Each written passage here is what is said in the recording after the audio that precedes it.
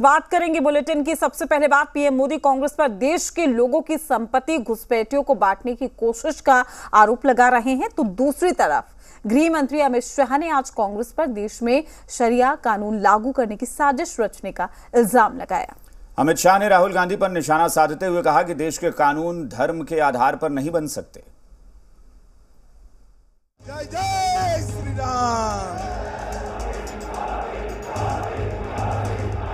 जब उनकी सरकार थी उन्होंने कहा था कि देश की संपत्ति पर पहला अधिकार मुसलमानों का है।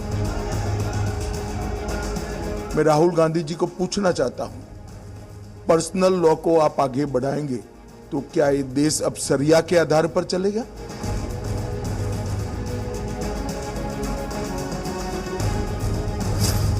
चौबीस की चुनावी महाभारत, INDIA पर नई ऑफर।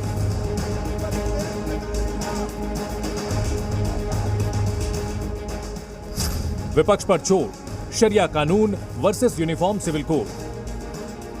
कांग्रेस के चुनावी घोषणा पत्र पर सियासी घमासान जारी है।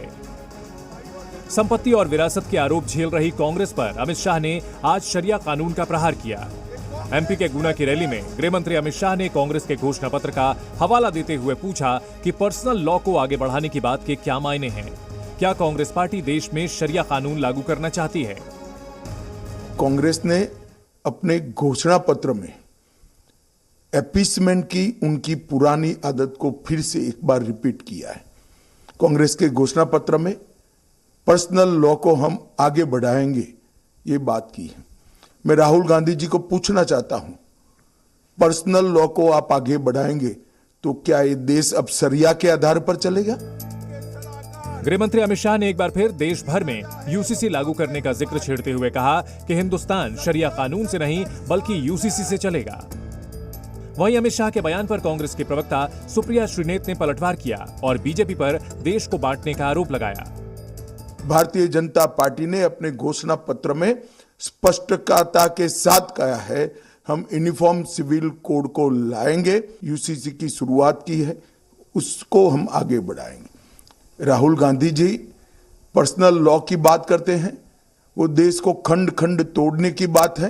ये देश में पर्सनल लॉ नहीं चल सकते, ये भारतीय जनता पार्टी का फर्म बिलीफ है। कांग्रेस पार्टी का ये कहना है कि जो रिलीजियस लॉज होते हैं या जो पर्सनल लॉज होते हैं उसमें सुधार या संशोधन रिलीजन के अंदर से आने चाहिए। अमित शाह जी वही काम कर रहे हैं जो नरेंद्र मोदी जी कर रहे हैं, वही काम कर रहे हैं जो RSS करती है, वही काम कर रहे हैं जो JP नड्डा जी कर रहे हैं। क्या कर रहे हैं? अमित शाह जी कोरा सफेद सपाट झूठ बिना पलक झपकाए बोल रहे हैं। दरअसल कांग्रेस ने जब से अपना घोषणा पत्र जारी किया है तभी से बीजेपी लगातार कांग्रेस के हर एक वादे को तुष्टीकरण के हथियार के तौर पर पेश कर रही है। पीएम मोदी और गृह मंत्री शाह के साथ ही बीजेपी के दूसरे बड़े नेता भी कांग्रेस पर हमलावर हैं। वहीं INDIA गठबंधन में कांग्रेस के सहयोगी दल उनके बचाव में लगे हुए हैं। ये देश के साथ गद्दारी किए हैं और फिर गद्दारी करने के लिए अपने झूठे घोषणा पत्र के साथ आपके पास आए हैं। आज कांग्रेस का जो घोषणा पत्र है उसको आप देखेंगे, क्या कहते हैं? कहते हैं देश हमारी अगर सरकार बनी तो हम शरिया कानून लागू कर देंगे। आप बताओ, ये देश बाबा साहब भीमराव अंबेडकर के द्वारा बनाए गए संविधान से चलेगा या किसी शरीयत से चलेगा? भारत संविधान से चलेगा। बाबा साहब भीमराव अंबेडकर के द्वारा बनाए गए संविधान से भारत चलेगा। मुझे लगता है ऐसा तो ना कांग्रेस पार्टी के घोषणा पत्र में है ना किसी घोषणा पत्र में है। मुझे नहीं लगता किस भाषा में भारतीय जनता पार्टी और उसके नेता कांग्रेस पार्टी और दूसरी विपक्षी पार्टियों का घोषणा पत्र पढ़ रहे हैं, क्योंकि वो उनका उस घोषणा पत्र का मतलब ही कुछ और निकालते हैं। लोकसभा चुनाव में गरीबी, बेरोजगारी और शिक्षा जैसे जनता से जुड़े मुद्दे गायब हैं। अब तक तमाम सियासी दल धर्म की आंच पर सियासी रोटियां